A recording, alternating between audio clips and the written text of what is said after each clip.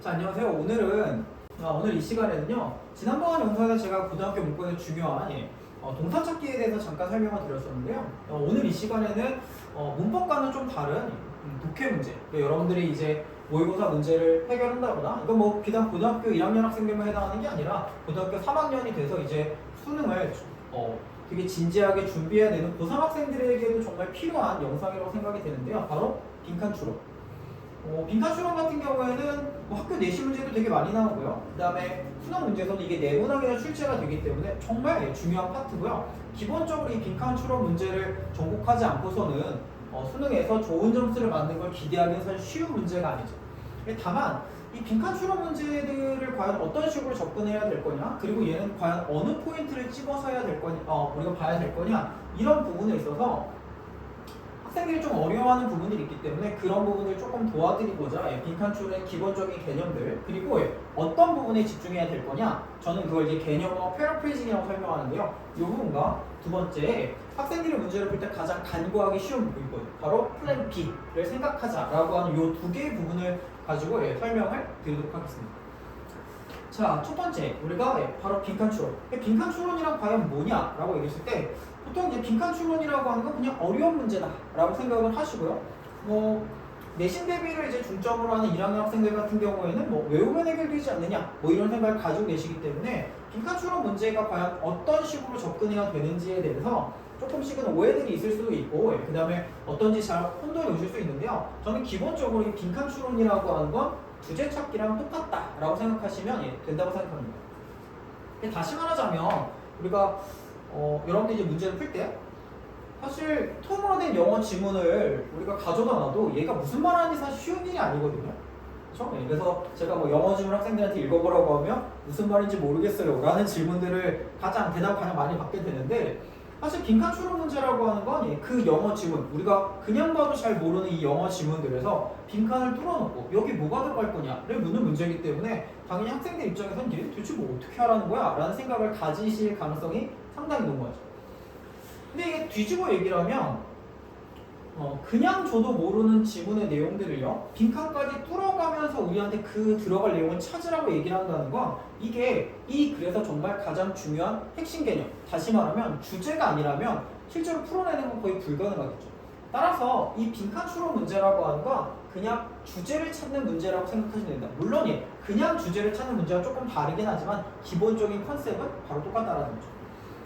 그러면 우리가 이 빈칸 추론 문제는 실제로 어떤 식으로 구성이 돼 있고 어떤 식으로 접근해야 될 건지를 이 사례를 가지고 제가 좀 디테일하게 분석을 해드릴 건데요. 처음에 여기 보시면 일단 빈칸이 여기 중간쯤 한 네 번째 줄에 뚫려 있습니다. 처음에 이제 도입부라고 해서 그냥 문제를 글을 이제 시작하는 부분들이 나오죠. In the 20th century, average life expectancy in the United States rose by nearly 30 years입니다. 그래서 20세기 초반에 미국의 평균 수명이 한 30년 정도 증가했다라는 얘기예요. 평균 수명이 증가했네? 라는 얘기를 일단 시작을 했어요. The vast majority then increased credited to advance in public health rather than advance in medical care, and blank played a critical role in these advances. 근데 우리가 이렇게 30년이나 증가하게 된 거에서 대다수는 바로 뭐 때문이냐면 의료기술의 어떤 발달이라기보다는 우리가 공중보건에서의 발달이다 이렇게 얘기했고요. 이 공중보건 이런 발달에 있어서 블랭크가 되게 중요한 역할을 했다고 했습니다. 따라서 이제 우리가 찾을 건 뭐죠? 바로 어떤 부분들이 여기서 중요한 역할을 했느냐를 찾는 건데, 이 문제 같은 경우 보시면 알겠지만 바로 그 뒤에 뭐가 나오냐? For example 이라고 하는 예시가 나옵니다. 이걸 제가 예시 1번이라고 설명을 했는데, 얘 같은 경우는 뒤에 보시면 똑같은 구조가 하나 더 나오기 때문에, 사례가 나오기 때문에, 그래서 얘가 편에서 제가 예시 1번이라고 처리했습니다. 자, for example 예를 들자면, 자, requirement that children be vaccinated before they attend school played a central role in reducing occurrence of the vaccine preventable disease입니다. 학생들이요, 학교를 가기 전에 의무적으로 예방접종을 해야 된다라고 하는 요구가요, 백신으로 예방 가능한 질병들을 줄이는데 되게 중요한 역할을 했다고 얘기했습니다. 이 예시의 내용은 뭐죠? 예시의 내용은 바로 백신을 접종하는 것, 예방접종의 의무화라고 얘기를 할 수 있는 거죠. 그래서 예시 1번의 내용을 우리가 편의상 정리하면 이렇게 할 수가 있습니다. 예방접종의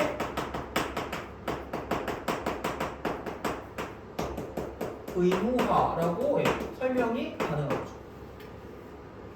사실 저한테 학생들이 뭐 어떤 식으로 독해를 해야 되느냐, 뭐 이걸 끝까지 문장을 다 읽어야 되나요? 뭐 이렇게 저한테 물어보시는데 사실 물론 우리가 이 글을 처음부터 끝까지 다 읽고 이해하면 너무 좋겠지만 사실 시간도 부족하고 그렇잖아요, 그렇죠?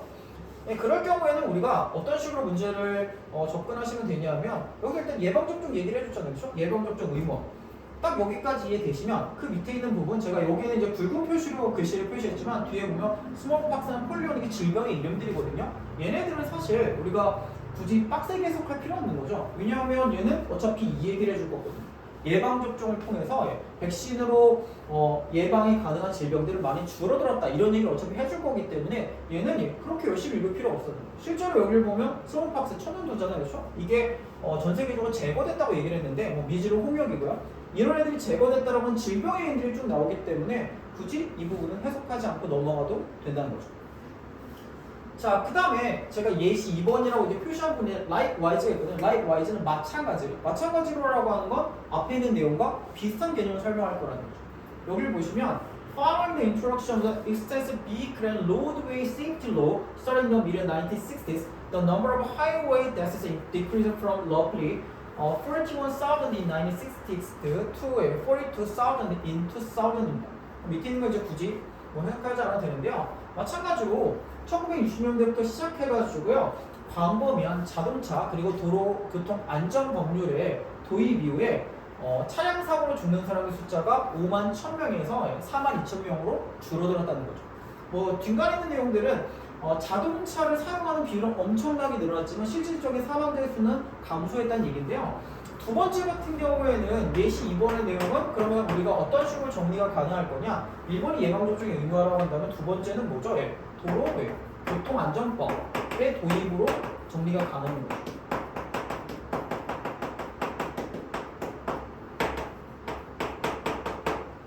자, 두 가지 사례를 통해서요. 우리는 하나는 예방접종의 의무화다. 두 번째는 도로교통안전법의 도입이구나 라는 부분들 이제 깨우쳤고요. 그럼 이제 우리가 답에서 찾아야 할 건 뭐죠? 이 두 가지 개념을 모두 아우를 수 있는 내용을 찾으시면 되겠죠. 자, 일단 빈칸을 보시면 birth control입니다. 이거 뭐죠? 산화 제한. 당연히 안 되겠죠. 여기에 어디에도 해당 사항이 없고요. 두 번째, 밸런스 다이어트. 균형 잡힌 식단. 당연히 안 되고요. early diagnosis. 초기 진단? 이거 마찬가지는 아니죠. 4번 사이언스 리서치 과학적 연구 얘도 안 되고요. 5번 레걸 인터뷰션이요. 법적인 개입이 되겠죠. 그러면 우리 두 가지 내용들을 아우르는 건 1번부터 5번까지 중에 당연히 바로 법적인 개입이 되겠죠. 그래서 우리가 뭔가 법적인 제도화를 통해서 인구가 되게 증가하게 됐다라는 걸 설명하는 개념이라고 볼 수가 있는 거죠. 그래서 빈칸의 추론 문제 아주 가장 기본적인 접근법들은 주제를 찾는 거기 때문에 주제라고 하는 건 글의 주제의식이 나오면 이거를 글의 나머지 부분을 되게 충실하게 설명을 해주기 때문에 그게 뭐 예시 형태이든 아니면 부연 설명 형태이든 어떤 식으로든 이거는 되게 충실하게 설명을 해주기 때문에 글 전반에서 얘기하는 것들이 무엇이냐를 차분히 정리하시면 얼마든지 해결이 가능하다는 거죠. 답은 그래서 5번이다 라는 걸 알 수가 있는 거고요. 그래서 제가 아까도 말씀드렸지만 빈칸 추론 문제라고 하는 건 그래서 주제를 찾는 문제랑 똑같다라고 생각하시면 된다는 거죠. 자, 그러면 이제 여러분들이 가지신 의문은 이런 거겠죠? 그래, 오케이. 이제 빈칸 추론 문제라고 하는 건 그래 주제를 찾는 거야. 여기까지는 알겠어요. 근데 주제는 도대체 어떻게 찾을 건데? 라는 것들이 이제 여러분들이 가지시는 당연히 의문이겠고요. 저 같은 경우는 이제 학생들한테 항상 이 빈칸 추론 문제를 풀거나 아니면 주제 문제를 풀 때 개념어를 찾으라고 얘기를 하는데 개념어라고 하는 건 반복되는 개념이라든지 중요한 개념어라든지 아니면 문구를 찾는 거라고 생각하시면 되겠어요. 그러니까 이 글 전반에서 가장 많이 반복되고 중요하다고 생각하는 개념이 뭐냐를 찾으시면 되겠고요. 제가 그 뒤에 패러프레이징이라고 써놨는데 이 패러프레이징이라고 하는 게 우리말로 하면 이걸 풀어 쓰는 거예요. 뭐 예를 들자면 우리가 글을 쓰거나 이럴 때 여러분들이 뭐 연애 편지를 쓴다고 했을 때요. 여자친구한테 난 널 사랑해, 난 널 사랑해, 난 널 사랑해 이제 이런 식으로 한 10번 정도 얘기를 하면 아무리 좋은 얘기라도 지겹잖아요. 당연하게도 영어에서도 마찬가지지만 똑같은 단어를 계속 반복해서 쓰진 않습니다. 이걸 다른 개념으로 이렇게 바꿔서 쓰는 거죠. 이걸 패러프레이징으로 생각하시면 되는데 사실 이 영어의 어떤 뭐 주제라든지 빈칸이라든지 이런 것들의 패러프레이징 가장 중요한 개념이기 때문에 여러분들이 그러니까 반복되는 개념들이 어떤 식으로 이제 다른 식으로 표현되는가를 항상 찾으려고 노력하는 게 중요하다는 거죠. 요 문제가 이제 그런 것들을 잘 보여주는데요. 얘도 보시면 알겠지만 처음에 이제 빈칸이 뚫려 있습니다. 이게 글의 주제가 되겠고요. 그 다음에 제가 뭐 예시 1번 이렇게 설명했는데 얘가 예시 2번까지 나오거든요.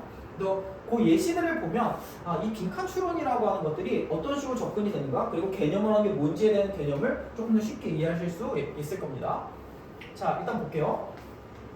자, scale up from the small to the large is often accompanied by evolution from the simplicity to complexity.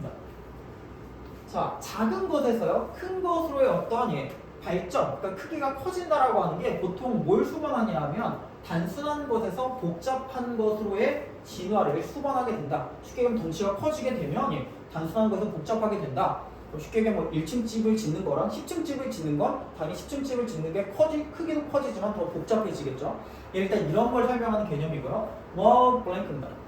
그러니까 우리가 여기를 보시면 알겠지만 글의 주제가 크기가 커지면서 복잡해질 때 블랭크가 있다는 얘기죠. 그렇죠? 우리는 이제 블랭크 찾아주면 됩니다. 자, 얘는 뭐 제가 굳이 굵은 표시를 하진 않았는데요. 얘는 굳이 안 읽으셔도 상관없어요. 왜냐하면 얘는 이런 개념들은 어디나 다 통용된다 이런 개념이기 때문에 뭐 대충 그런 내용이구나 라고 이해하시면 되겠고요. 문제를 풀 때 좀 더 빡세게 읽어야 되는 부분은 바로 예시 부분. 제가 굵은 표시는 밑줄 표시는 여기만 돼 있지만 사실 얘는 처음부터 다 읽어보면 여러분들이 좀 도움이 될 거예요. 자, for example, a skyscraper in a large city is a significantly more complex object than a modest family dwelling in a small town입니다. 예를 들자면 대도시에 있는 스카이스크래퍼 맞춰놓죠. 고층 빌딩들은 작은 마을에 있는 그냥 집안, 가정집보다는 훨씬 더 복잡하다라고 설명이 나와 있는데 우리가 딱 이 문장을 읽었을 때 여러분들이 어떤 생각이 드셔야 되냐면 자, 얘는 사례인데요. 자, 비교가 어떻게 되죠? 얘가 가정집이 있고요, 그냥. 그 다음에 맞춰놓가 있을 때 가정집보다 맞춰놓가 어떻다? 훨씬 더 복잡하다 이런 개념 아니겠습니까? 복잡하다. 자, 예를 보면 우리가 이 부분이죠. 제가 노란색으로 표시한 부분인데 이 노란색으로 표시한 부분이 어디랑 비슷한 개념이냐 하면 이 주제라고 했던 부분에서 빈칸을 제외한 나머지 부분과 똑같은 거죠. 그렇죠? 크기가 작은 데서 커지면 더 복잡해진다. 가정집보다 맞춰누가 훨씬 더 복잡하다. 똑같은 개념이라는 걸 알 수가 있습니다. 얘가 이 부분을 설명해 주는 거고요. 자, but 그러나입니다. Y이 뭐였었죠? 반면에 이런 뜻이었죠. 자, 그러나 The underlying principle of construction and design입니다. 언더라인이라고 하는 건 본질적인, 근본적인 이런 식으로 이해하시면 되는데요. 건축과 디자인의 본질적인 원칙은 여기 중간에 보면 including이 나오는데 including 무엇을 포함해서 얘는 사례를 설명하는 거거든요. 아까 설명드렸지만 그렇게 열심히 읽으실 필요는 없습니다. 자, 그래서 그 부분에는 설명이 엄청나게 많이 나오거든요. including이 사실 이 ETC 아까 이 뒤까지 오거든요. 이 부분을 굳이 여러분들은 해석하실 필요는 없다 이거죠. 왜냐? 어차피 얘는 사례를 설명하는 거기 때문에 이걸 우리가 이렇게 열심히 읽을 필요 없어요. 시간이 부족하기 때문에. 그럼 이제 밑줄 친 부분을 이렇게 따라 읽어보시면 뭐죠? 건축과 디자인의 본질적인 원칙은 어떻다? All remain appropriately the same. 똑같다라는 거죠. 아까 말씀드렸던 거를 이제 돌아가자면 당연히 가정집을 짓는 것보다는 맞춤을 건설하는 건 훨씬 더 어려운 일이겠지만 본질적인 원칙은 똑같다라는 거죠. 자, 예시 2번이요. 여기 아까는 likewise 같은 여기 similarly 같죠? similarly likewise 똑같은 입니다. 마찬가지로요. 자, organisms have evolved to have an enormous range of size and extraordinary diversity of the morphology and interaction which often reflect increasing complexity. 자, 여기 보면 유기체가 이건 건물이 아니라 유기체입니다. 유기체들이 다양한 크기와 그 다음에 대단한 다양성들을 가지고 있는데요. 얘네들이 보통 뭘 반영하게 된다는 거죠? increasing complexity입니다. 뭐죠? 복잡성을 반영한다. 그러니까 쉽게 얘기하면 건물뿐만 아니라 유기체들도 되게 복잡한 형태로 점점점 진화한다는 얘기죠. 자, 근데 이제 우리도 아까랑 똑같지만 얘도 이 부분을 읽으면 여러분들이 어떤 생각이 들어야 되죠? 아, 이게 앞에서 얘기했던 방금 전에 우리가 설명했던 요 부분과 요 부분의 내용과 똑같구나. 뭔가 좀 더 복잡해지긴 하는데 그러니까 발전이라고 하는 거. 하지만 그럼에도 불구하고 어떻다고요? 펀더멘탈, 본질적인 아까 언더라인을 썼는데 얘는 펀더멘탈이라는 표현을 바꿨었습니다. fundamental building block, 뭐 like cells 얘는 어차피 해석할 필요가 없는 거죠. Do not appreciably chang입니다. 근데 우리가 뭐 크기도 커지고 점점점 복잡해지는 건 맞지만 그럼에도 불구하고 본질적인 원칙이라고 하는 건 크게 바뀌지 않았다고. 자, 그러면 우리가 아까 보시면 알겠지만 제가 개념어 내지는 뭐 우리가 패러프레이징 이런 식으로 얘기했는데 글의 전체적인 내용을 보면 주제부터 뭔 얘기를 하고 있죠? 작은 것에서 큰 것으로 발전하게 되면 좀 더 복잡해지긴 하지만 본질은 달라진다 안 달라진다? 달라지지 않는다죠. 그렇죠? 예. 따라서 우리가 달라진다는 얘기는 여기 나와 복잡해진다는 얘기 나왔기 때문에 우리가 찾을 건 달라지지 않는다를 찾으면 되는 거죠. 기본적인 건. 실제로 보시면 주제, 예시일, 예시이라고 했던 것들이 다 똑같은 얘기를 하고 있습니다. 이걸 살짝만 바꿔서 표현할 뿐이지 다 똑같은 얘기를 하고 있기 때문에 여러분들이 글을 읽으실 때는 바로 이렇게 똑같은 개념이 반복되고 있지만 살짝 달라지는 것들, 이런 것들을 파악하는 게 정말 중요하다는 거죠. 따라서 우리가 아까 얘기했지만 본질은 달라지지 않는다 라는 개념을 찾게 되면 1번부터 5번까지 과연 답을 뭘로 골라야 될 거냐라고 하면 당연히 답은 1번이죠. 그렇죠? Maintaining basic element and change or conservative. 기본적인 요소들, 아까 얘기했던 뭐 fundamental principle, underlying principle 뭐 이런 거 다 똑같은 얘기겠죠. 이런 것들은 바뀌지 않는다가 됩니다. 그래서 답은 1번이 되는 거죠. 여기서 보시면 알겠지만 대부분의 문제들이 똑같은 얘기를 하고 있어요. 다만 그걸 여러분들이 알아차리냐 못 알아차리냐의 문제인 거고요. 실제로 그래서 제가 학생들하고 문제를 풀다 보면 똑같은 얘기예요 라고 하면 놀라는 경우가 되게 많은데 그런 것들을 스스로 찾으려고 노력하셔야지만 문제를 조금 더 성공적으로 풀 수 있다는 거죠. 자, 그 다음에 이제 두 번째인데 이건 제가 되게 많이 강조하는 부분이거든요. 플랜 B를 생각하세요. 그러니까 저는 이제 이걸 유연한 사고로 하자는 걸 제가 이렇게 표현하는데 유연한 사고라는 게 과연 뭐냐라고 했을 때 자, 우리가 앞에 있는 문장 같은 경우에는 보시면 알겠지만 패러프레이징이 정말로 잘 돼 있어요. 또 아까 얘기했던 우리가 미추천한 그 부분들이 되게 충실하게 반영이 돼 있잖아요. 충실하게 반영이 돼 있는데 근데 문제는 뭐냐면 때로는 얘처럼요. 우리가 생각했던 거랑 크게 벗어나지 않는 선지들이 있는 경우가 있어요. 근데 때로는 어떠냐? 내가 생각하는 건 A인데 이 A가 없는 경우가 있을 수가 있다는 거죠. 그럴 경우 과연 어떻게 할 거냐? 바로 그때는 좀 더 유연한 사고가 필요하다는 거죠. 자, 이 문제고요. 저는 사실 이 문제를 학생들에게 되게 많이 설명하는 편인데요. 얘가 어떤 문제냐면 2017년 9월에 나왔던 문제인데 그 당시에는 직접 연계가 있을 당시여가지고 이게 실제로는 학생들이 한번 풀어봤던 문제고요. 제가 기억하는 게는 이게 글의 주장을 물어보는 문제여가지고 한글 지문이어서 학생들이 이 내용을 기억하는 학생들 제법 많았고요. 그 다음에 글의 내용 자체가 별로 어렵진 않아요. 그래서 일단 간단하게 읽어보고 그 다음에 과연 답을 어떻게 찾을 건가 이걸 한번 생각해 보자는 거죠. 자, one unspoken truth about creativity, it isn't about the word talent so much as it is about blank입니다. 창의성에 대해서 잘 말하지 않는, 알려지지 않은 진실은 다음과 같다라고 했어요. 이게 뭐냐? 창의성이라고 하는 건 word talent, 뭐 우리가 재능이라고 생각하게 되겠죠. 창의성이라고 하는 건 재능의 문제라기보다는 블랭크다라고 얘기했어요. 우리는 그러니까 창의성의 특징에 대해서 찾는 게 바로 이 글에서 요구하는 바라는 거죠. 근데 얘는 바로 뒤에 부연 설명에서 제가 부연 설명에 표시했죠. 얘가 앞에 있는 내용을 바로 설명해줘요.